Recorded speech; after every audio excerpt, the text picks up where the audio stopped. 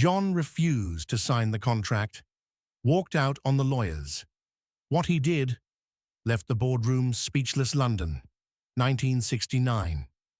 A city draped in the grey, suffocating weight of a dying empire, its streets echoing with the quiet despair of broken dreams.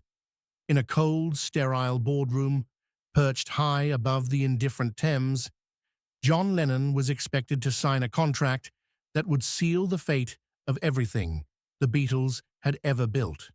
But what if, in a moment of raw, devastating defiance, he refused? What if he rose from his chair, walked out on the lawyers, and did something so profoundly unexpected that it left the entire boardroom speechless and changed everything forever? The year is 1969. London, a city steeped in tradition and quiet suffering, was witnessing the slow, agonizing dissolution of the greatest band the world had ever known. The Beatles, once an unstoppable force of joy and revolution, were fracturing from within. The legal battles were relentless, the financial disputes corrosive, and the personal wounds deep and unhealing. Apple Corps, their beloved creative venture, had become a battlefield, its corridors haunted by lawyers, accountants, and the cold, calculating machinery of commerce. The meeting was scheduled for a Thursday morning, in the offices of a prestigious law firm on the Strand, a stone's throw from the Thames. The building was a monument to power, its marble floors and oak-paneled walls exuding an authority that brooked no argument. It was a place designed to make people feel small, to remind them that the machinery of commerce was far greater than any individual, no matter how famous, no matter how talented. John Lennon had been here before. Too many times. He had sat in rooms like this, surrounded by men in expensive suits who spoke in numbers and clauses, who reduced everything he had created, every song born of pain and passion, into a series of transactions and percentages. He had signed documents, argued over royalties, and watched helplessly as the dream they had built together was dismantled piece by piece. But today was different. Today, the contract on the table was the final one, the one that would determine the future of the Beatles' catalogue, their legacy, their very identity as artists. It was a document of immense consequence, carefully crafted by Alan Klein, the controversial American manager who had inserted himself into the band's affairs with the ferocity of a shark smelling blood. Paul McCartney, represented separately by his father-in-law, Lee Eastman, had refused to sign. The other Beatles had aligned with Klein, and now John was expected to be the decisive voice, the final signature that would make it all binding, all real, all irreversible. He was a man of immense influence, yet profoundly vulnerable, his carefully constructed world often teetering on the brink.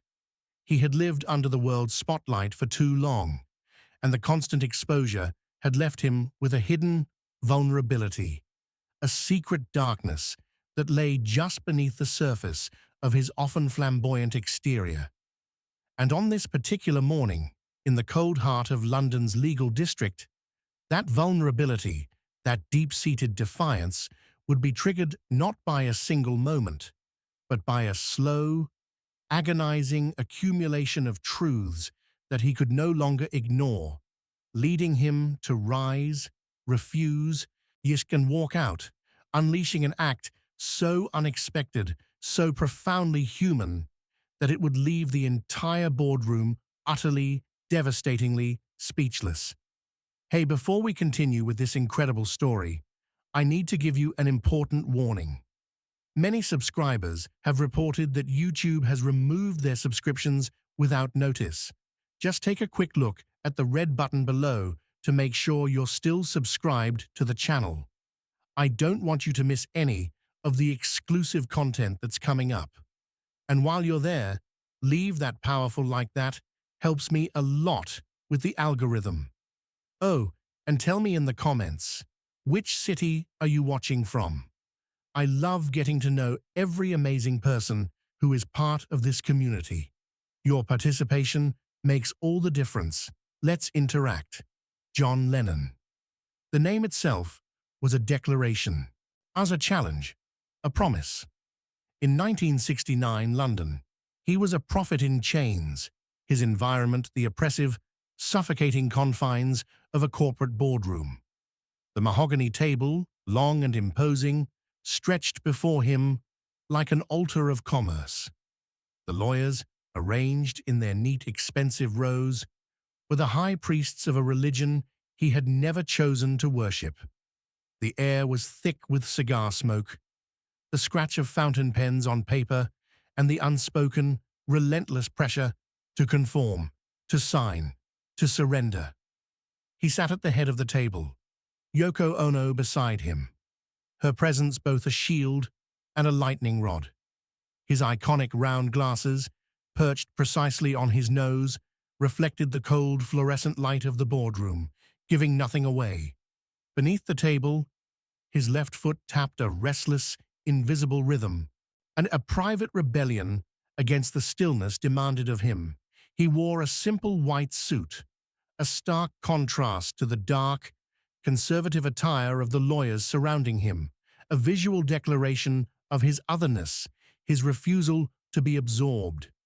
His days had become a blur of legal documents, strategy meetings, and the quiet, corroding grief of watching something he loved being torn apart. He'd arrive at these meetings carrying the weight of 1,000 unspoken words, 1,000 unresolved arguments. He'd look across the table and see not just lawyers, but the instruments of his own dismemberment, men who spoke of his music as if it were a commodity, a product to be packaged and sold to the highest bidder. He was a man who had created anthems of peace and defiance, yet found himself utterly powerless in the face of commerce. Is a man who had preached love and revolution, yet was trapped in a system that understood only profit and control. And beneath the carefully maintained composure, beneath the sardonic wit and the cool detachment, a storm was building. A profound, almost desperate rebellion against everything this room represented, against everything that had been done to the dream he had spent his life building. The chains were tightening, and John Lennon, the defiant prophet, was about to break them. The meeting had been underway for 2 hours. The lead lawyer, a thin, silver-haired man named Reginald Hartley, had been meticulously walking John and Yoko through the terms of the contract, his voice a precise, emotionless monotone that seemed specifically designed to drain the life from every word, clause by clause, paragraph by paragraph. In each one, a link in a chain. The contract was comprehensive and devastating in its implications. It would essentially hand control of the Beatles' financial future to Alan Klein's management company, ABKCO, for a period of 7 years.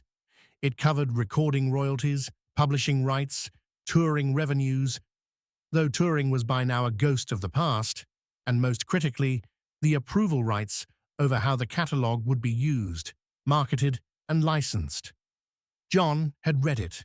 He had read every word, every subclause, every carefully worded addendum. He had read it at home, at 3 in the morning, in the cold silence of his Tittenhurst Park estate. Yoko asleep beside him, the house dark and still. He had read it and felt something curdle inside him, a slow, yet quiet nausea that had nothing to do with the legal language and everything to do with what it represented. George and Ringo had already signed. Their signatures, neat and resigned, sat at the bottom of their respective copies, monuments to exhaustion and capitulation. Paul had refused, but Paul's refusal was rooted in a different conflict, a personal rivalry with Klein that had its own complex history. John's hesitation was something else entirely, something deeper. Hartley finished his recitation and placed the contract before John with a practiced ceremonial gesture as if presenting a royal decree. A gold fountain pen materialized beside it, placed with deliberate precision. "Mr. Lennon," Hartley said, his voice carrying the polished certainty of a man who had never in his life been refused. "If you would please sign on the indicated lines." The boardroom was utterly still. The other lawyers watched John with the focused attention of predators sensing a moment of decision. Yoko's hand rested gently on the table, close to his, but not touching. Klein, seated at the far end of the table, watched with an unreadable expression, his eyes flat and calculating. John looked at the pen. He looked at the contract. He looked at the signatures of George and Ringo, already there, already committed. He picked up the pen, held it for a long, excruciating moment, its weight in his hand suddenly unbearable. And then something happened. Something shifted, deep within him, like a tectonic plate moving silently beneath the surface of the earth. A memory surfaced, sudden and vivid. A recording studio in Hamburg, 1960, for four young men, making music for the pure, desperate joy of it, with no contracts, no lawyers, no Klein. Just music, just truth. He set the pen down, carefully, quietly, and he did not pick it up again. The silence that followed John setting down the pen was absolute. Hartley stared at the pen, then at John, his practiced composure flickering for just a moment. Klein's expression shifted, a barely perceptible tightening around the eyes. The other lawyers exchanged glances, uncertain, unsettled. "Mr. Lennon?" Hartley ventured, his voice still controlled, but carrying a new edge of uncertainty. John said nothing. He was looking at the contract, but not reading it. He was looking through it, as if seeing something on the other side, something none of the men in the room could perceive. His jaw was set. His eyes were calm, but with the particular calm of deep water before a storm, the kind of stillness that precedes total upheaval. "John," Klein's voice, smooth and American, cut across the table. "We've been through all of this. Everything is in order. This is the best possible deal. The only deal." John turned to look at Klein slowly. There was no anger in his gaze, no theatrical defiance, just a clear, steady, almost sorrowful recognition. "No," John said. The word was quiet, almost gentle, but it filled the room like a thunderclap. "I beg your pardon," Hartley said. "No," John repeated. "I'm not signing." The room erupted. Lawyers began talking simultaneously, their voices overlapping in a crescendo of objections, explanations, and urgent clarifications. Klein raised his hand for silence, his face now set in hard lines. "John, be reasonable. You understand what happens if you don't sign? The implications for—" But John was no longer listening. He was pushing back his chair. The sound of it scraping against the polished floor cut through the lawyers' voices like a blade. He stood, and the room went silent again, as if the act of him rising had physically silenced every mouth. He buttoned his jacket, a single, deliberate gesture. He looked at Yoko, who met his gaze with a quiet, unwavering understanding. He took her hand, and together they walked toward the door. No dramatic speech, no slamming of fists, no eruption of fury. Just the soft, devastating sound of two pairs of footsteps crossing a mahogany floor, heading toward a door that John Lennon was about to open and walk through, and leaving behind a boardroom full of stunned lawyers and an unsigned contract that lay on the table like a wound. "Mr. Lennon," Hartley's voice, now stripped of its professional composure, cracked across the room. You cannot simply leave. The consequences. John paused at the door. He turned just slightly, just enough to look back at the room, at the men, at the table, at the gold pen lying beside the unsigned contract. He said nothing, but his eyes, in that moment, said everything.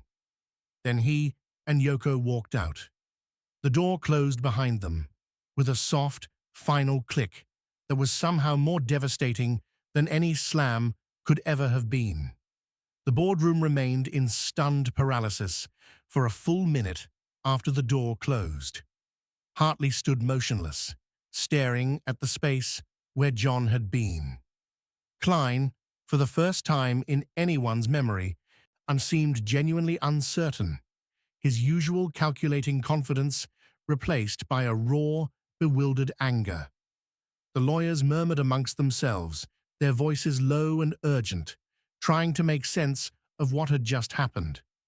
Outside, on the Strand, the grey London morning received John and Yoko without ceremony. The city moved around them, indifferent as always, black cabs and red buses cutting through the damp air. John stood on the pavement for a moment, breathing, letting the cold air fill his lungs. Yoko stood beside him, silent, waiting. He did not hail a cab. He did not call for his driver.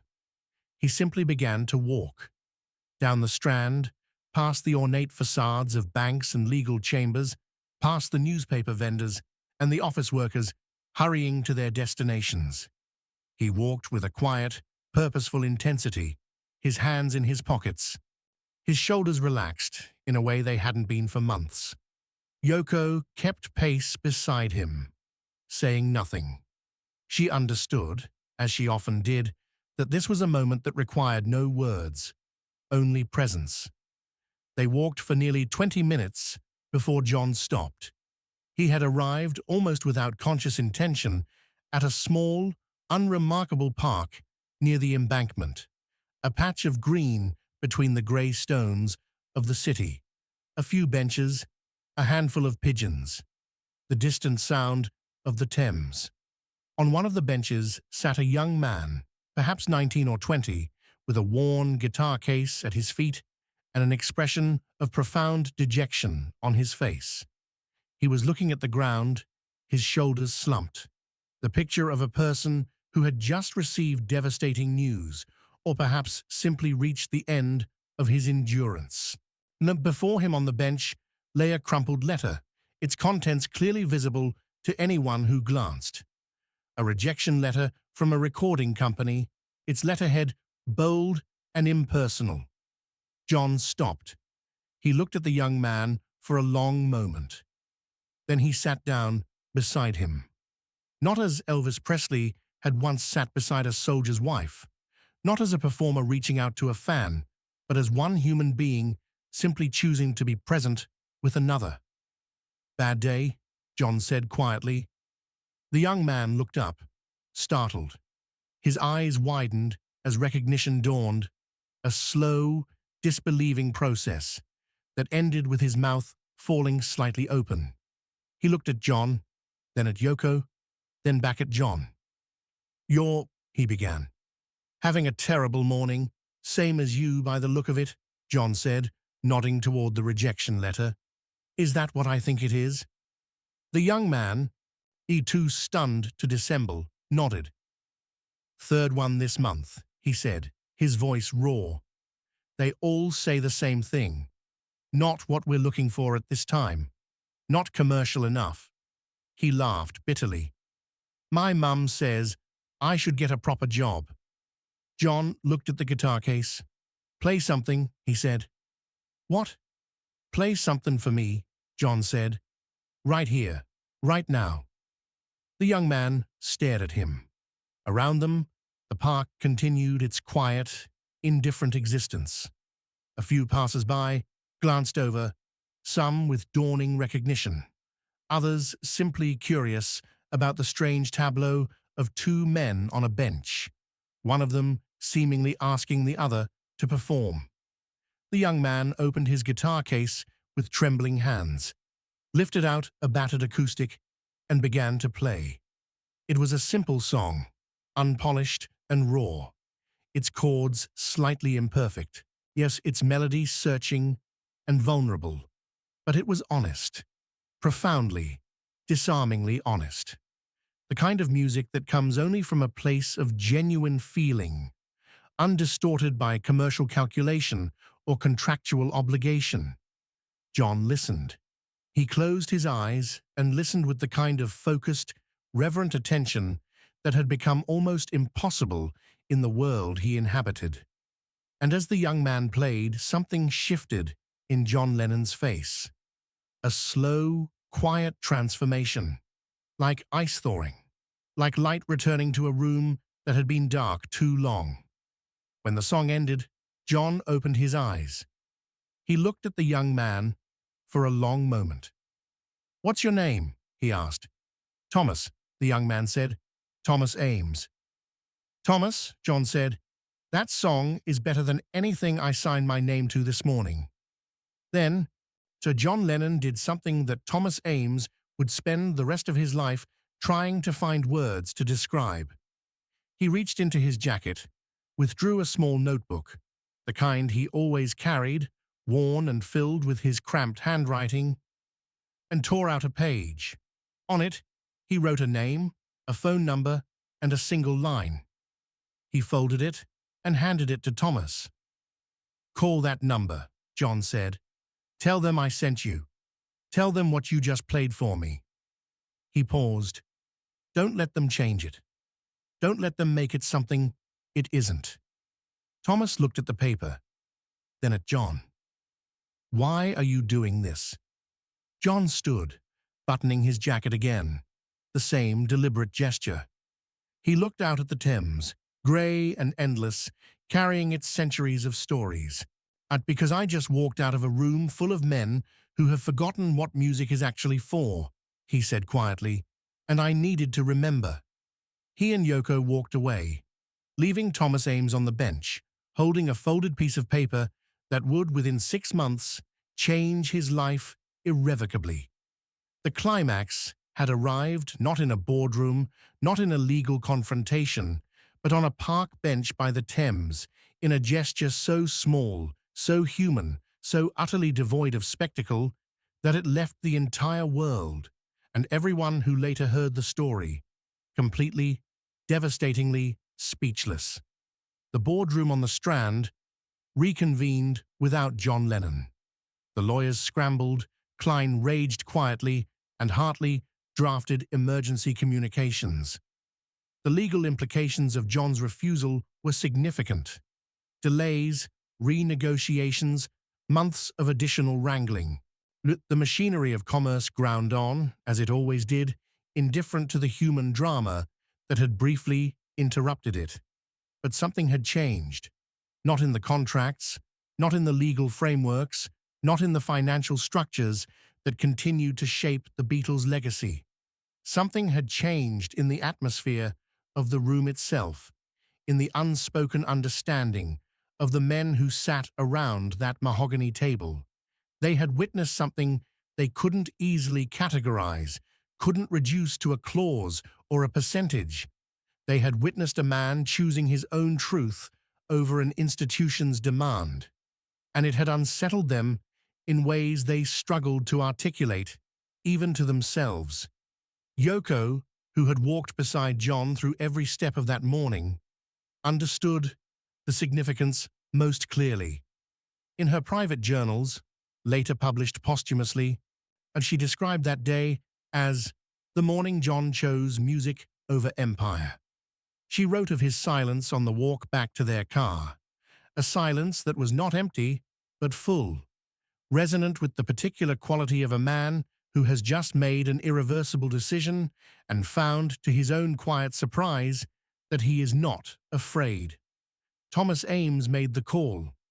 The name John had written on that torn notebook page was that of a small, independent record producer, a man who operated far outside the mainstream channels, who cared more about authenticity than commercial viability.